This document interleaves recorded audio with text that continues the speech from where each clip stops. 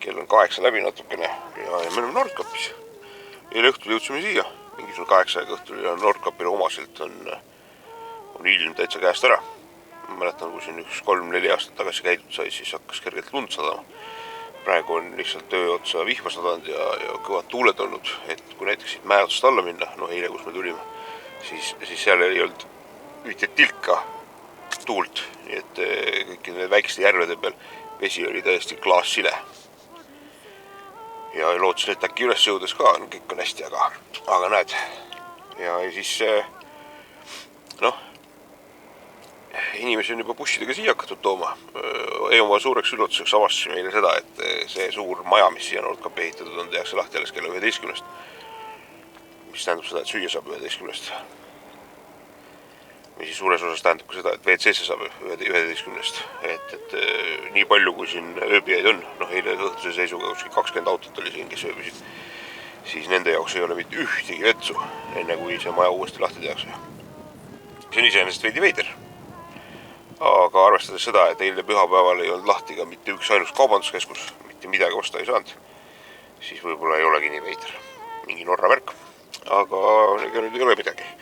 Käime seal selle maakera juures ära, et oleks ilus algus tehtud ja siis hakkame vaikselt Norrat mööda alla sõitma.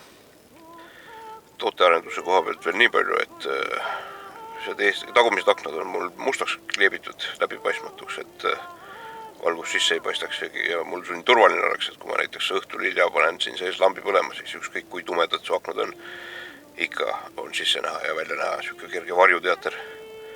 Aga need said mustaks kleebitud, nii et siia sisse välja midagi ei näe, aga esimesi loomulikult ei saanud mustaks kleepida. Ja siis tootearenduse käigus on nüüd tekkinud siia üks selline nende päikese sirmide alla või paigaldatav selline rätik, mis tegelikult võtab ära suure osa valguse, mis bussi paistab ja võtab ära ka selle varianti, et keegi otse sealt esimesest aknast vaatab sulle sipsti bussi sisse. Väga mõnus.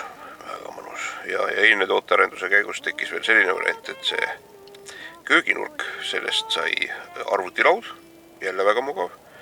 Ja see alajaam, mis mul kaasas on, see täitsa 5+ toode, nii et Fast Rabbiti poisid, et andke andeks, tõenäoliselt ma seda teile tagasi ei too. Selle mäletamist endale, sest see on mõnus asi.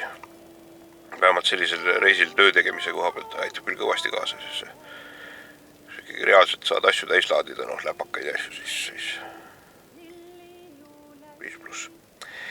Vot niimoodi, nüüd peaks tegelikult ennast püsti ajama, aga ei viitsi ka, sest tegelikult on mõnus. Bussi elu on nii äge, et see voodi, mis siia tehtud sai, see on ka nii mõnus ja mugav, et heit on kohe hea, aga jah, ega midagi. Aega jääb takka. Du Nora, så svarar du mig hålla dig. Ja, det är Nora, ja, det är Ge. Ja, det är Nora, ja, det är Ge. Tack ska du ha, för du svarar mig hålla dig.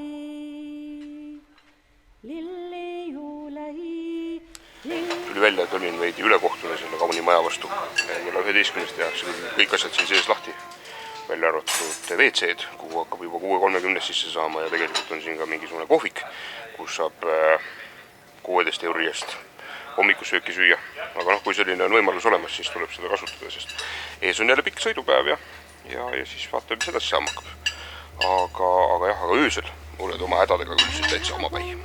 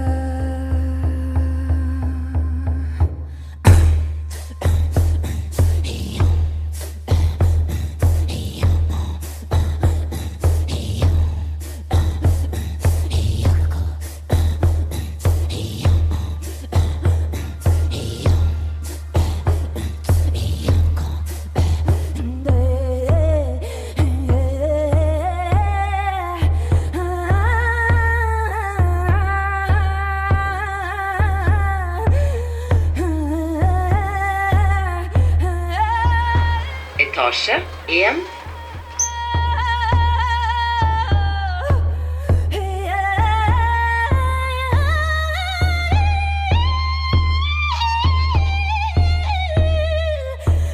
Sõidame siin praegu mööda seda ilusat Norrat Norviki poole, mööda fjordide ääri ja siin mägede vahel jube ilus on.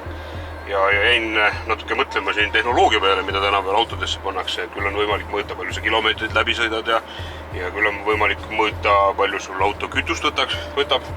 Aga tegelikult, ütleme, pikal autoreisil tahaks ju teada, mis seis sinu endaga on.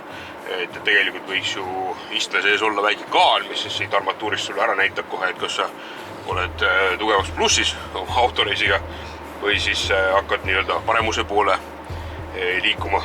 Nii et Peugeot, kui nüüd järgmist autot tegema hakata, siis pange palun selline funktsioon ka lisaks.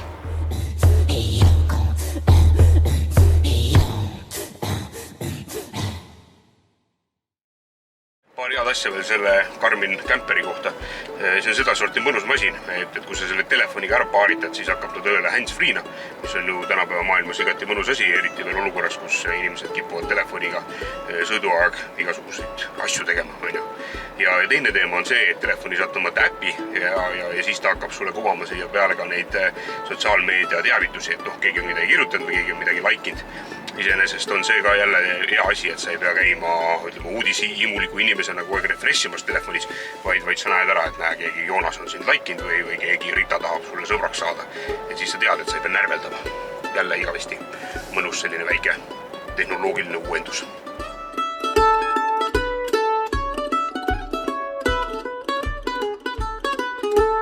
Tagasi sai 2500 kilomeetrit sõidetud, mis on siis planeeritud distantsist 10%. Ja me oleme ikka praegusel hetkel veel siin väga Põhja-Norras. Ei teagi nüüd praegu päris täpselt, kas nutta või naerda.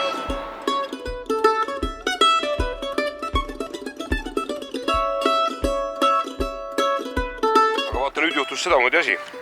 Otsisime siit ööbimiskohta. Meil on veel sinna Narviki mingisugune 140 kilomeetrit sõita, aga tegelikult enam ei jaksanud väga. Ja siis jäime tee äärde seisma, siin on selline saamide mingisugune maailm ja selline uhke pood. Kõik võimalikud asjad on siin olemas. Ja siis tulin ja küsisin, et või tähendab juhtisin tähelepanu, et Tallinnal on üks N puudu ja siis tuli üks naisterahvas ütles, et ma tean täiesti sulaselgis eesti keeles. Vot nii, tervist! Tervist! Kuidas sattusid siia? Tulin tööle. Tööle tulid? Lihtsalt keerasid üks päev Eestist valesti ja sattusid Saamimaale tööle? Jah. Juba kaua siin? Tegelikult olen 2 aastat siin. 2 aastat? Siin poes olen 2 aastat. Aha, palju eestlasi käib? Oledki mõeldud niimoodi eestlaste teenindamiseks? Nii palju ei käi. Ahah. Venelasi. Okei. Kuidas elu Saamimaal?